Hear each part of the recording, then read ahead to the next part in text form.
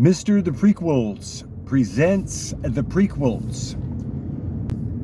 Today, I'm going to rank the Batman movies. We're starting a series on where I will rank the Batman movies, and then also the DC EU movies, and then of course the MCU movies, and then the pulp movies that I would say are pretty good comic book movies and noteworthy, such as Howard the Duck. And this one, I would not put this in the MCU, though I do believe that there's a Howard the Duck reference there, possibly. I don't remember exactly which one that was in. It might have been in Beyond the Spider-Verse. And I'm not going to be looking at Beyond the Spider-Verse yet. I'm going to look at this as a separate issue, and then also all of the Spider-Man movies. When I get to that one, I'll look at that. But of course, the MCU will include the Tom Holland Spider-Man, and as well the Andrew Garfield Spider-Man, and then also Tobey Maguire, and all of that, and all of those movies. So when I watch for the MCU, I will also be looking at those movies, since they're all tied together with this multiverse of madness, and then of course No Way Home. So I'm going to be looking at these today. I'm going to start. Oh, and then now look, don't even get me started on the Star Wars. Come on. It's not even close. Most of you, this audience, you're going to agree with me that Star Wars, the real Star Wars, is episode 1, 2, 3, 4, 5, and 6. Okay, everyone agrees on that. And then, of course, there's canon. And then, of course, there is extended universe. And then there's George Lucas approved, all coming from the EU. But the foundation of this is, everyone would agree, episodes 1 through 6, Star Wars.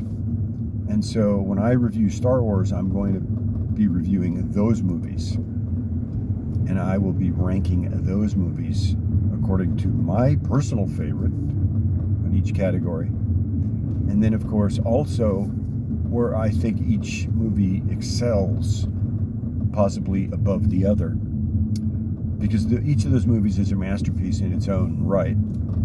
Each of those movies could stand on its own value, on its own merit, as its own piece of work. But as a trilogy, the prequel trilogy, episodes 1, 2, and 3, come on, man, it's a masterpiece. Written and directed by George Lucas. The Phantom Menace, episode 1, Star Wars episode 1, The Phantom Menace. Man, this movie is an absolute, look, this is not a word that I'm going to use. It's not hyperbole, as our president would say. It's not hyperbole. It's an absolute masterpiece, man. And that is an absolute fact. Take a look. Just look at it. Read it. Watch it. Listen to it. Feel it. Let it invade your senses. Star Wars Episode 1, the opening title line, turmoil. That's the opening line of the title crawl. Turmoil has engulfed the Galactic Republic. And the last line of the movie, peace, as these two societies, as we meet in the beginning, were possibly living in fear of each other. But now they're living in peace with each other. And now we see also in the Phantom Menace, it's a story of a group of people coming together to become friends, allies, that we know later will be torn apart through passion, good intention, but also greed, lust, and also fear. This is a beautiful story. It's love, war, passion, intrigue. Star Wars Episode 1. Amazing. Plus, it's really funny. Jar Jar Binks is literally one of the funniest characters we've ever seen in any movie, especially Star Wars. And then now, as far as the MCU, so I'm going to be doing the MCU movies. I'm going to be doing all the Batman movies. And then I'll do the Spider-Man movies as Spider-Man movies, but I will include the Spider-Man movies as part of the MCU movies. So there's going to be a little bit of a crossover there. Oh, and this is going to include the Hulk movies, because I have not watched, recently I have not watched Hulk, Ang Lee's Hulk, and neither Incredible Hulk. And then also, I would say, the Avengers Hulk. And then this would be as portrayed by Mark Ruffalo.